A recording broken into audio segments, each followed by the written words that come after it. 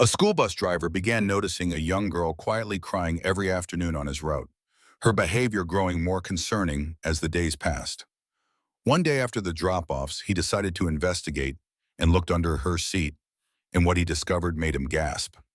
Snoop Dogg adjusted his rearview mirror with a practiced flick of his wrist as the rumbling school bus made its way down the suburban streets of Willow Glen, Illinois.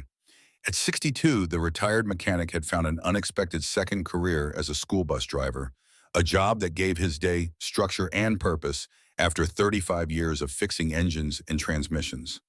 The afternoon sun slanted through the windows, casting long shadows across the blue-gray seats. Snoop Dogg glanced at his watch, 3:45 p.m., right on schedule for the afternoon drop-offs.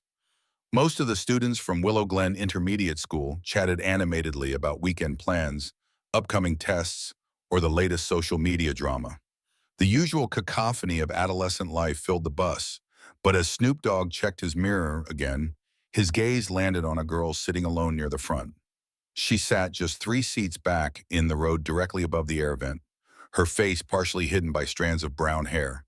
Her shoulders were hunched forward, and though she tried to hide it, Snoop Dogg could see her hand occasionally coming up to wipe away tears. This was the third day in a row he had noticed her crying, always in the same pattern. Quiet and reserved when the bus was full, gradually letting her guard down as students departed at their stops. Snoop Dogg frowned, concern etching deeper lines into his weathered face. He had been driving this route long enough to recognize the signs of a troubled kid. Looking down at his clipboard where he kept the student roster, he confirmed what he already knew. Her name was Rory Carson, Class 9B. She had only been enrolled at Willow Glen for 2 weeks. The first week, Snoop Dogg hadn't thought much of her quiet demeanor. New students often kept to themselves until they found their footing. But this second week had shown a disturbing pattern, and today seemed particularly bad. "Fifth Street coming up," Snoop Dogg called out as he slowed for the stop. 2 boys grabbed their backpacks and made their way to the front, thanking Snoop Dogg as they stepped off the bus. He watched them walk toward their homes before closing the door and continuing on his route. With each stop, the bus grew emptier, and Snoop Dogg continued stealing glances at Rory through his mirror. There were only 5 students left now, and Rory's stop was the last on his route. As the bus emptied further, her silent tears became more evident. At one point, Snoop Dogg noticed something peculiar. As he navigated a turn, Rory suddenly slouched forward, her hand disappearing beneath the seat. Snoop Dogg couldn't see clearly what she was doing. He needed to keep his eyes on the road, but it appeared she was examining the air vent under the seat. A metallic clang echoed through the now quiet bus. "Everything all right back there?" Snoop Dogg called, concerned. Rory's head snapped up, her eyes wide with surprise. "Yes," she said quickly, her voice barely audible. "Sorry, I dropped my tissue." Snoop Dogg nodded and returned his attention to the road, but something felt off. He drew a long, contemplative breath. Yesterday, he had tried to strike up a conversation with the girl, asking about her classes and how she was settling in, but she had offered only one-word responses before retreating back into silence. After dropping off the remaining students, Snoop Dogg finally approached Rory's stop, a modest 2-story house with faded blue siding at the end of Maple Drive. As he pulled the bus to a stop, Snoop Dogg made a decision. He couldn't just ignore what he was seeing day after day. "Last stop," he announced, opening the door. Rory gathered her pink backpack and stood, her movement sluggish. As she passed Snoop Dogg, he noticed her red-rimmed eyes and the dark circles beneath them. "Have a good evening, Rory," he said with a gentle smile. She nodded without making eye contact and stepped off the bus. To her visible surprise, Snoop Dogg followed her, stepping down onto the sidewalk. "Why are you following me?" she asked, her voice tinged with alarm. Snoop Dogg held up his hands in a placating gesture. "I can't help but notice you've been upset on the bus lately," he said. "It's happened several times now. I just wanted to make sure with your parents that everything's okay." Fear flashed across Rory's face, though she quickly tried to mask it. "No need for that," she insisted, her voice rising slightly. "It's nothing big. School's just been hard and I miss my friends from my previous school." Snoop Dogg studied her face, a sense of uncertainty clouding his thoughts. His many years of life experience whispered that there was more to this story than met the eye, but he didn't want to push too hard and risk scaring her off. "I understand," he offered gently, "but sometimes sharing can lighten the load." Just then, the front door of the house swung open abruptly, cutting him off mid-sentence. A man emerged onto the porch, his expression unreadable. "Rory," he called out sharply, "come inside." Rory shot Snoop Dogg a look that seemed to plead for understanding before she hurried toward the house, her footsteps quick on the concrete walkway. The man's attention turned to Snoop Dogg. "Is there a problem?" he inquired, his tone neutral but somehow unwelcoming. Snoop Dogg hesitated for a moment, weighing his options before deciding to approach. He walked up the path toward the porch, stopping a respectful distance away. "No problem, sir," Snoop Dogg replied. "I'm Snoop Dogg, Rory's bus driver. I just wanted to check in because I've noticed she seems upset on the ride home lately." The man's expression remained unchanged. "I'm Greg Whitmore, Rory's stepfather," he stated. "Her mother isn't home right now." Snoop Dogg nodded. "I just wanted to let you know that Rory's been crying on the bus. It concerned me, and I wanted to make sure everything was all right." Greg's face softened slightly, though the change didn't quite reach his eyes. "Her grandmother recently passed away," he explained. "It's been hard on all of us, but especially on Rory. They were close. She'll get over it, hopefully. I appreciate your concern." "I'm very sorry for your loss," Snoop Dogg offered, feeling a pang of relief that there was an explanation. "Please accept my condolences. I didn't mean to intrude." "Thanks," Greg said, already turning away. "Have a good day." Before Snoop Dogg could return the well wishes, the door closed with a decisive click. Walking back to his bus, Snoop Dogg couldn't shake a nagging feeling of unease. The stepfather's explanation made sense, but something about his demeanor felt off. There was no hint of grief in his voice when he mentioned the grandmother's death, and he seemed awfully quick to dismiss Snoop Dogg's concern. "Maybe I'm overthinking it," Snoop Dogg muttered to himself as he climbed back into the driver's seat. The guy could just be busy or private. Still, as he started the engine and pulled away from the curb, the image of Rory's pleading look lingered in his mind. Snoop Dogg drove the bus back to the station, navigating the familiar streets on autopilot, while his thoughts remained preoccupied with Rory. The afternoon sun was beginning its descent, casting long shadows across the neighborhood. As he pulled into the school bus depot, Snoop Dogg began his end-of-day routine. He walked the length of the bus, checking each seat for forgotten items and collecting the usual assortment of trash, crumpled homework assignments, empty chip bags, and half-finished water bottles. He placed each item into the garbage bag he always kept on hand, moving methodically from the back of the bus toward the front. When he reached the front seats, Snoop Dogg paused. This was where Rory had been sitting, right above the air vent. He recalled the clang he'd heard and her hurried explanation about dropping a tissue. Looking at the seat now, he realized he hadn't seen her with any tissues when she left the bus. Maybe she'd tucked it away, but Snoop Dogg's instincts urged him to investigate further. He crouched down, his knees protesting with a dull ache. The floor around the seat appeared clean, with no tissues or obvious debris. Snoop Dogg's attention shifted to the air vent itself. It was securely fastened to the floor, but as he examined it more closely, he noticed a small gap between the vent and the seat base. "Let's see what we have here," he murmured, reaching his fingers into the narrow space. His fingertips brushed against something smooth and unfamiliar. With some effort, Snoop Dogg managed to extract a small plastic package. When he pulled it out into the light, his breath caught in his throat. It was a blister pack of pink pills, partially used.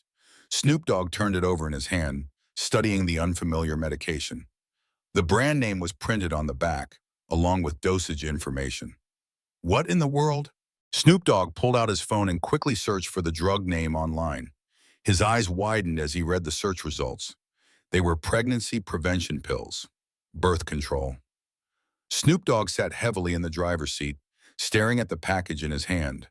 A 14 or 15-year-old girl was hiding birth control pills under her seat on the school bus.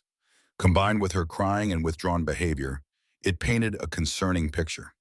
Snoop Dogg took several photos of the pills with his phone, carefully documenting what he'd found and where. Then he tucked the pills into his waist bag, feeling the weight of responsibility settle on his shoulders. This wasn't something he could ignore. With slightly trembling fingers, Snoop Dogg located the principal's contact information in his phone and attached the photos to a message. Found these hidden under a seat on my bus today. They belong to a student. Please advise on next steps. After sending the message, Snoop Dogg waited a moment, but no immediate response came. Growing increasingly anxious, he decided to call the principal directly. After 3 rings, a curt voice answered. "This is Principal Daniels." "Hello, sir. This is Snoop Dogg, bus driver for Route 14. The principal's sigh was audible through the phone. "Mr. Snoop Dogg, I'm currently in a meeting with the school board. Is this urgent?" "I believe it is, sir. I just sent you some photos." "I haven't had a chance to check my messages."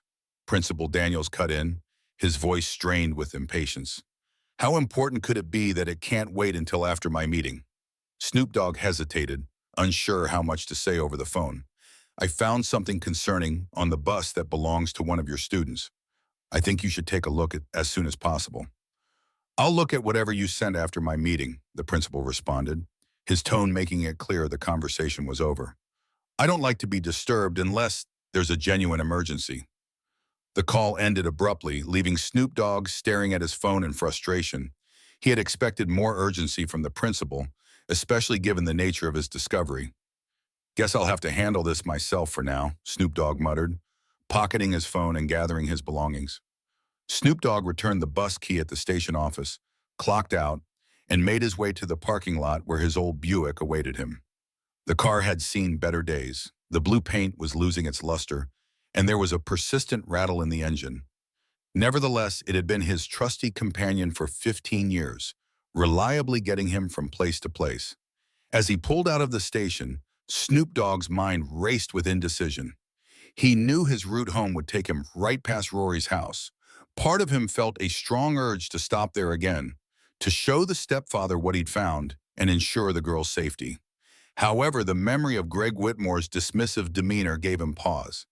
"Maybe he's completely unaware," Snoop Dogg reasoned aloud as he drove.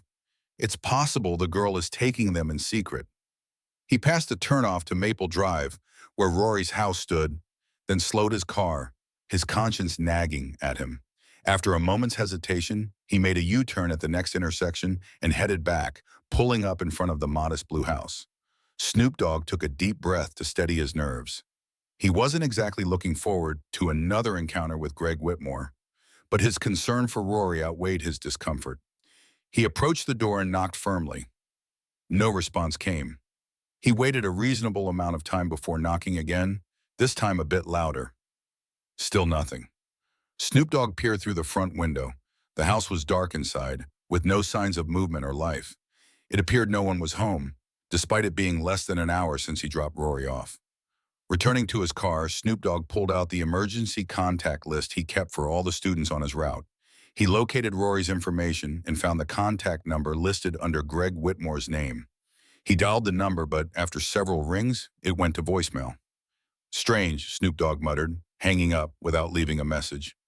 Where could they have gone so quickly? With a sigh, he started his car again and continued his journey home. He had done what he could for the time being. Perhaps the principal would call him back soon, or he could try contacting Rory's family again later. Snoop Dogg had driven only a few miles when he spotted a familiar figure emerging from the pharmacy on Cedar Street. It was Rory, walking alone. She looked miserable, one arm wrapped around her stomach as if in pain. Without a second thought, Snoop Dogg pulled over to the curb and got out of his car. "Rory," he called softly, not wanting to startle her. The girl looked up, surprise and weariness washing over her face as she recognized him. She stopped walking but kept her distance. "Are you all right?" Snoop Dogg asked, noticing her pale complexion. "You look like you're in pain." "I'm fine," she replied flatly, though her posture suggested otherwise. Snoop Dogg glanced around. "Where's your stepfather? Did he drop you off here?" "That's not your business," Rory retorted, her voice hardening. "What do you want from me?" Snoop Dogg raised his hands in a non-threatening gesture. "I'm just concerned about you, that's all. I've been driving school buses for years, and I can tell when a student is going through a tough time." Rory shifted uncomfortably, clutching her stomach tighter. "I said I'm fine. Please, just leave me alone." Before Snoop Dogg could respond, a middle-aged couple walking by slowed their pace, their eyes darting between him and Rory with concern. Is everything okay here? The man asked, directing the question to Rory. The girl hesitated, then said in a quiet voice, "He scares me." The couple immediately stepped between Snoop Dogg and Rory, their posture protective. "Sir, I think you should leave," the woman stated firmly. Snoop Dogg felt his face flush with embarrassment and frustration. "I'm her school bus driver. I was just checking to see if she needed help." "She clearly doesn't want your help," the man replied. "Move along before we call the police." Seeing no way to explain himself without escalating the situation, Snoop Dogg reluctantly returned to his car.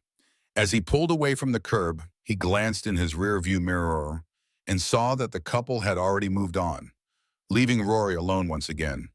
He slowed his car, watching as Rory suddenly bent over a nearby garbage bin and retched violently. "Something is very wrong here," Snoop Dogg muttered, feeling increasingly troubled. His first instinct was to call the police, but what would he tell them? That a girl said she was scared of him, that he found birth control pills, and now she was throwing up? He had no concrete evidence of any immediate danger, and involving the authorities without attempting to contact the parents first could create unnecessary complications. Snoop Dogg decided to keep an eye on Rory from a distance. He parked his car across the street, feeling uneasy about essentially stalking a young girl, but convinced that his intentions were pure. If he witnessed anything truly alarming, he would intervene.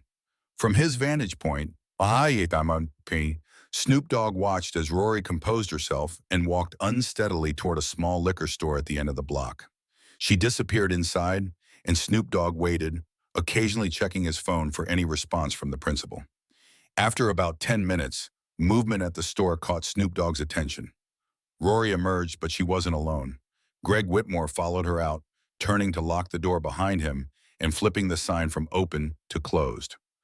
Snoop Dogg realized that Greg must own or work at the liquor store, explaining why he hadn't been home earlier. The two walked to a sedan parked nearby. Through his car window, Snoop Dogg observed Greg hand something to Rory to drink. From this distance, he couldn't determine if it was alcohol or something innocent like water or soda. The girl took it without enthusiasm, keeping her gaze downcast. Snoop Dogg's finger hovered over the emergency call button on his phone. Should he call the police? What if he was overreacting, and there was a perfectly innocent explanation for everything he'd seen?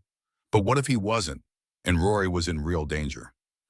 As he wrestled with his thoughts, Greg's car pulled away from the curb. Making a split-second decision, Snoop Dogg started his engine.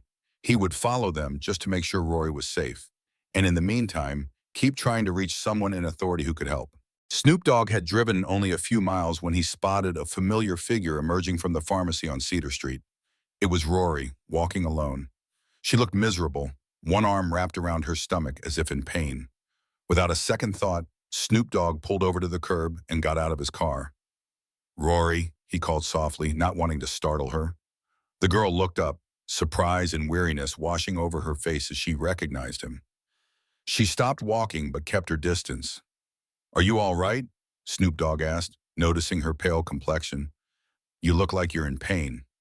"I'm fine," she replied flatly, though her posture suggested otherwise. Snoop Dogg glanced around. "Where's your stepfather? Did he drop you off here?" "That's not your business," Rory retorted, her voice hardening. "What do you want from me?" Snoop Dogg raised his hands in a non-threatening gesture. "I'm just concerned about you, that's all. I've been driving school buses for years, and I can tell that when a student is going through a tough time."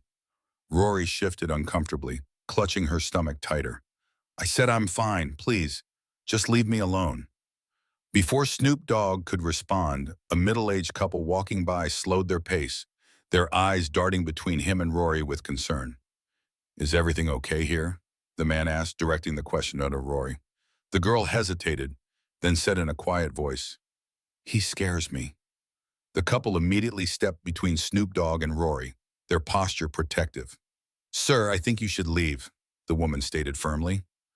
Snoop Dogg felt his face flush with embarrassment and frustration. "I'm her school bus driver. I was just checking to see if she needed help." "She clearly doesn't want your help," the man replied. "Move along before we call the police." Seeing no way to explain himself without escalating the situation, Snoop Dogg reluctantly returned to his car. As he pulled away from the curb, he glanced in his rearview mirror and saw that the couple had already moved on, leaving Rory alone once again. He slowed his car, watching as Rory suddenly bent over a nearby garbage bin and retched violently. "Something is very wrong here," Snoop Dogg muttered, feeling increasingly troubled. His first instinct was to call the police. But what would he tell them? That a girl said she was scared of him? That he found birth control pills and now she was throwing up? He had no concrete evidence of any immediate danger, and involving the authorities without attempting to contact the parents first could create unnecessary complications. Snoop Dogg decided to keep an eye on Rory from a distance. He parked his car across the street, feeling uneasy about essentially stalking a young girl, but convinced that his intentions were pure. If he witnessed anything truly alarming, he would intervene. From his vantage point, Snoop Dogg watched as Rory composed herself and walked unsteadily toward a small liquor store at the end of the block. She disappeared inside and Snoop Dogg waited, occasionally checking his phone for any response from the principal. After about 10 minutes, movement at the store caught Snoop Dogg's attention. Rory emerged, but she wasn't alone. Greg Whitmore followed her out, turning to lock the door behind him and flipping the sign from open to closed. Snoop Dogg realized that Greg must own or work at the liquor store, explaining why he hadn't been home earlier. The two walked to a sedan parked nearby. Through his car window, Snoop Dogg observed Greg hand something to Rory to drink. From this distance, he couldn't determine if it was alcohol or something innocent like water or soda. The girl took it without enthusiasm, keeping her gaze downcast. Snoop Dogg's finger hovered over the emergency call button on his phone. Should he call the police? What if he was overreacting and there was a perfectly innocent explanation for everything he'd seen? But what if he wasn't and Rory was in real danger? As he wrestled with his thoughts, Greg's car pulled away from the curb. Making a split-second decision, Snoop Dogg started his engine. He would follow them just to make sure Rory was safe, and in the meantime, keep trying to reach someone in authority who could help. As Snoop Dogg followed Greg's sedan at a discreet distance, he racked his brain for other ways to help Rory. The principal hadn't responded to his message, but perhaps there was someone else at the school he could contact. With one eye on the road ahead, Snoop Dogg scrolled through his contacts until he found the number for Rory's homeroom teacher, Ms. Margaret. He had met her at the beginning of the school year during the staff orientation day and remembered her as a caring, attentive educator. He put the phone on speaker and placed it in the cup holder as it rang. "Hello," a female voice answered after the third ring. "Miss Margaret, this is Snoop Dogg, the driver for bus route 14. "Yes, Mr. Snoop Dogg, is everything all right?" Her voice held a note of surprise at receiving a call from a bus driver. "I'm calling about one of your students, Rory Carson," Snoop Dogg explained, keeping his voice low even though there was no way Greg or Rory could hear him from the other car. "Have you noticed anything unusual about her behavior lately?" There was a pause before Ms. Margaret responded, her tone more serious. "Actually, yes. She's very quiet, never approaches any of the other students for friendship, and she's been excusing herself to the restroom multiple times during class." Snoop Dogg nodded to himself, another piece of the puzzle falling into place. "Anything else?" "Today she seemed particularly unwell," Ms. Margaret continued. "I suggested she go to the clinic, but apparently she went to the theater room instead and fell asleep. One of the drama teachers found her there later." "Did you report this to Principal Daniels?" Snoop Dogg asked carefully, maintaining his distance from Greg's car as they turned onto the highway. "Yes, but he dismissed it as typical new student rebellion," Ms. Margaret replied. "Said he'd deal with her tomorrow after his meeting with the school board." Ms. Margaret paused. "Why are you asking about this, Mr. Snoop Dogg? Has something happened on your bus?" Snoop Dogg took a deep breath. "I found something under Rory's seat today." He briefly pulled over to send Ms. Margaret the same photos he'd sent to the principal. "I'm sending you pictures now." He heard the soft ping of a received message, then silence as Ms. Margaret presumably examined the images. "These are birth control pills," she finally said, her voice hushed with concern. "Where exactly did you find these?" "Hidden under the seat where Rory always sits," Snoop Dogg confirmed. "Based on what I've observed and what you've just told me, I'm very worried about her. This is serious, Ms. Margaret agreed. The parents need to know about this immediately. I've been trying to reach them, Snoop Dogg explained, describing his earlier visit to their home and his current situation following Greg's car. I'm considering calling the police, but I'm not sure if that's the right move yet. Please don't call the police just yet, Ms. Margaret urged. Principal Daniels would be furious if we involved law enforcement without his approval. We should try to handle this internally first. I'll see if I can find the mother's contact information in our system. Snoop Dogg noticed that Greg's car was now heading toward the outskirts of town, away from residential areas. They're driving to the edge of town now, he reported. I'm going to stay with them and make sure Rory's safe. Be careful, Snoop Dogg, Ms. Margaret cautioned. Keep me updated and I'll try to reach the mother. After ending the call, Snoop Dogg focused on maintaining a safe following distance as Greg's sedan continued down the highway.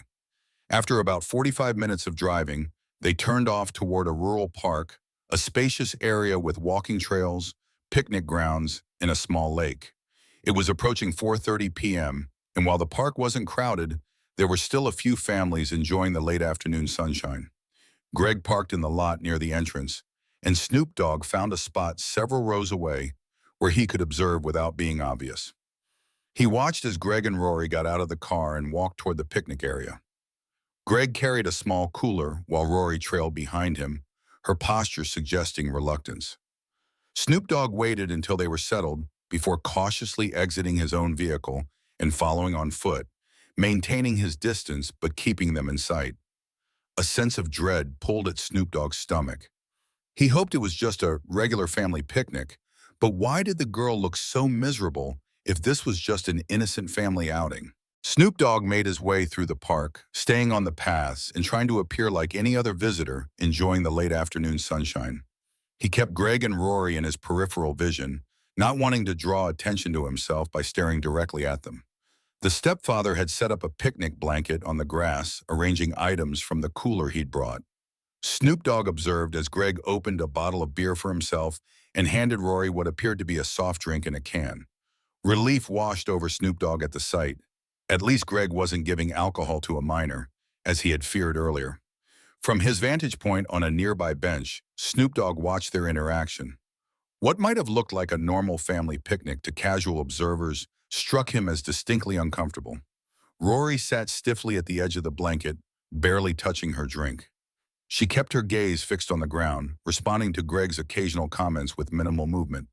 At one point, Greg reached over and placed his hands on Rory's shoulders in what appeared to be a joking massage.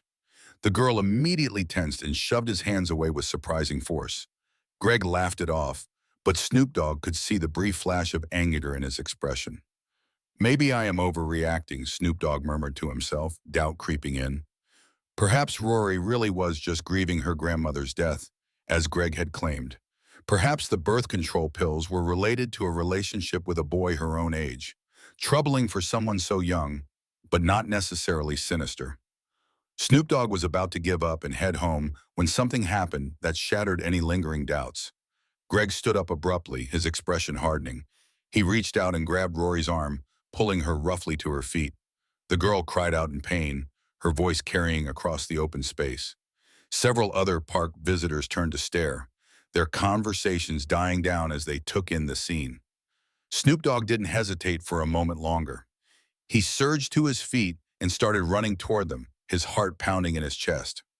"Let her go," he shouted, his voice filled with a mixture of anger and protective instinct. Greg whirled around, his face contorted with rage. "Stay out of this, old man," he snarled, tightening his grip on Rory's arm. The girl was sobbing now, struggling to break free. Snoop Dogg reached them in a few strides, his adrenaline surging. He grabbed Greg's arm, forcing him to release Rory. "You're hurting her," he exclaimed. "I saw everything." Greg shoved Snoop Dogg away with surprising strength. "This is a family matter. You have no right to interfere." "This is child abuse," Snoop Dogg retorted, his voice trembling with fury. "I'm calling the police." He pulled out his phone, but Greg lunged at him, knocking the device from his hand. It skidded across the grass and under a nearby picnic table. "You won't call anyone," Greg threatened, his eyes blazing. He advanced on Snoop Dogg, his fist clenched. Snoop Dogg knew he was no match for the younger, stronger man, but he stood his ground, determined to protect Rory. Just as Greg was about to strike, a woman's voice rang out, "What's going on here?" Ms. Margaret appeared, rushing toward them with two park rangers close behind. She must have contacted them after Snoop Dogg stopped replying to her messages. "This man is assaulting that girl," she exclaimed, pointing at Greg. The park rangers stepped forward, their expressions stern. "Sir, we need you to step away from the girl," one of them said firmly. Greg hesitated, his bravado faltering in the face of authority. He glanced at Snoop Dogg, then at Ms. Margaret, and finally released Rory, who immediately ran to Ms. Margaret's side, shaking with sobs. The rangers separated Greg from Rory and Snoop Dogg, questioning him about the incident. Snoop Dogg retrieved his phone and quickly dialed 911, reporting the suspected abuse. While they waited for the police to arrive, Snoop Dogg, Ms. Margaret, and the park rangers comforted Rory, assuring her that she was safe. The police arrived within minutes, taking Greg into custody after hearing statements from Snoop Dogg, Ms. Margaret, and the park rangers. Rory was taken to a local hospital for examination, and Snoop Dogg and Ms. Margaret stayed with her until her mother arrived. It turned out that the mother had been trying to get away from Greg and had left Rory in his care while she tried to figure out what to do. The mother was shocked and horrified by what had happened. It was later revealed that Greg had been abusing Rory for quite some time, and the birth control pills were a way for him to control her. In the days and weeks that followed, Snoop Dogg became an unlikely hero in Willow Glen. The community praised his courage and quick thinking, and he received an award from the school district for his dedication to the students' well-being.